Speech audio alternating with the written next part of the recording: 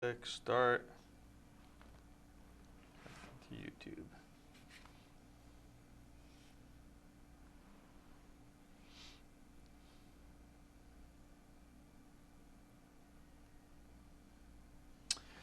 All right, welcome to Capture School. Today we're going to be talking about 8 tips for better firework photos.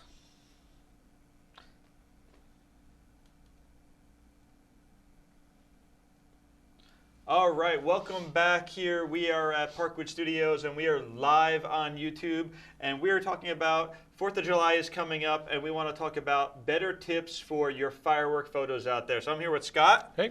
So you came up with some great tips here, and we want to get through them pretty quick. Well, so at Capture School, we've done some of these over the years, and we're just going to freshen it back up again for 2019. All right, Yep. Cool. So first tip you have out there is be prepared. Tell us a little bit about that. Yeah, so several things you need to do. The last thing you want to do is get your camera out, get ready, and not have a SD card, not have a couple of batteries ready to go. Just all those little things that you really need to think about, and be prepared. Know what you're going to shoot. Bring a tripod. You know, all the equipment needs to be ready to go. So, and then also scouting out your locations to know where you want to go. So Yeah. you see the image up there on the screen now. This is down at Tempe Town Lake, and Yeah. we know where to go. We know where not to go, and get there early. Yeah. Things like that. I'd walk around, look at the place, see the better vantage points, and camp out. Get ready for it. All right, so tip number 2, settings. So some different settings are manual focus. So you don't want it's going to just hunt and peck. If you're in the dark, there's no fireworks up there yet. There's nothing to focus on. Yep. So you could set it up, and I focus on like something very far away, like a light back here, and then I'll lock it in and then put it on manual. Yep. So I do a lot of night photography. Yeah, that is one of the better ways to do that. It's just have it autofocus on something at a distance that you know by the time the fireworks come up, you're going to be sharp, and just set it to manual after that. And then be careful. If you bump your lens, be sure to go and fix that, because if you switch it, got to start all over. Or move your camera. Yep, exactly. All right, next one, ISO. So the lowest that you can get to usually. So you want to try to preserve the quality of the image. Right. So these are pretty bright, even though the sky's dark. You have to be careful not to go and put a really high ISO. Fireworks are very bright, and so your lowest native so you don't have any noise in the dark areas, in the shadow areas. Yeah. And then around f16 is good. You're going to get everything in focus. F11, F16. Yeah. So even when you've gone to that manual focus setting, F16 is going to give you the best sharpness regardless. And why not? Because shutter speed. Yep. So they're a lot of fun to shoot too. So we've done this year after year, go to different places, and several seconds. You want to give it time for when it's shooting up to really shoot up and blow up and capture it. Right. If you shut down too quick, you kind of get like a half a firework. So somewhere around 10 seconds. So oftentimes you can hear the mortars fire. You hear the little poof, hit your thing. 4 or 5 seconds later, it's going to blow up, and it's not going to matter because it's dark out. So even if there's nothing there, no big deal. And you'll get all the pieces streaming away like a flower, like you see on the screen. Some people, if it is really bright, what some people will do is put a piece of cardboard or something in front of their lens. So they'll open it, put cardboard, and then they'll pull it away when last it goes second. Boom. Yep. So then you retain. It doesn't get over bright. See how our bridge lights are getting pretty bright there? It'll retain that a little bit more. Yep. The only thing is you won't get a lot of these trail ups. Yeah. But and then last setting, white balance. So auto white balance, you may not want to do that. You're going to get it where it's going to get too muddy looking. So daylight, 5600, somewhere around there if you want to change the sky around. Yep. So this photo here shows a daylight white balance. Some of the city lights below are incandescent, so they're a little yellow. And if you switch, I think you did this one at like 6,000, something like that. So just to be creative with it. Changes the photos completely, and why not, right? Exactly. So other things, tip number 3. So there's little sub-tips under each one of these. Yeah, tip there number is. 3, tripod. It's a must. I hate tripods, but you got to use a tripod. You cannot hold your camera for 10 seconds. Yeah. So So just Can't do it. Steady tripod, you need it. Stars, nighttime photography, fireworks, it's a must. Must. So we won't go too far into that. No, but it's obvious. Tip number 4, cable release. So cable release is the little button that you have it moves your button off your camera so you're not shaking. Like if I start pressing this, see how my laptop shakes? Yep. You're pressing that button, you're going to get some camera shake, and then you're going to have a blurry firework in there. So what you do is you can hit that button, and it's not shaking your camera. That's not touching the camera. I mean, the other thing you can do is set your camera to automatic timer, so like a 2-second timer, that kind of thing. And so you'll press your shutter, and it may shake the camera for a second or two, but it's not going to open the shutter till the 2-second timer goes off, and then you should be safe. So either way.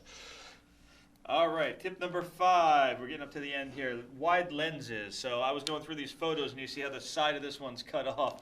Well, so 2 things. Wide or telephoto, right? Yeah. So here's a photo where you use telephoto lens. Yep. Fill the frame, and it's a very cool effect. You get a lot of detail, but it's kind of removed from the environment. Yep. And so if you go back to a wide angle shot, I mean, you see everything in this photo. You see the smoke coming out of the mortars. You see everything, the ground.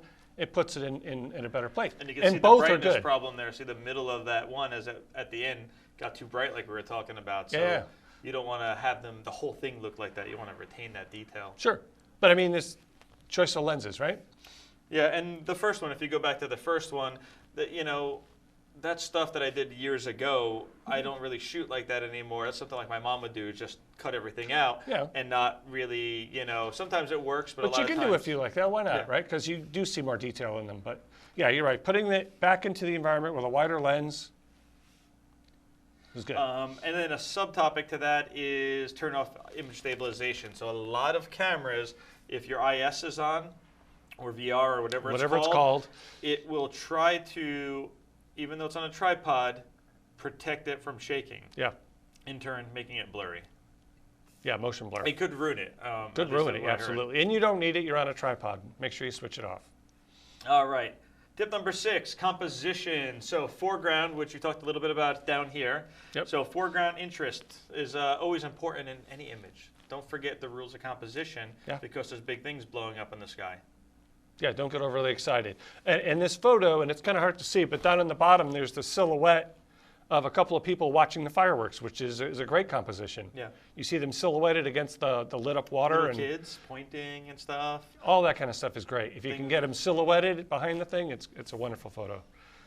And then background interest, stuff's way in the back there too. It gives this image depth. You have foreground, you have the reflection, you have the bridge, you have leading lines, you have the fireworks. It's not just about the big fireworks, like we were saying, the big boom in the sky. You have everything happening here, and you have the building grounding it in the background to give it that depth. Absolutely. All right, tip number 7 as we round up here, zoom in or zoom out for different effects. So I've done this with neon a lot, but you can do it with fireworks too. So you can kind of You can do it with any kind of lights at night. If you get on a tripod and just crank that zoom.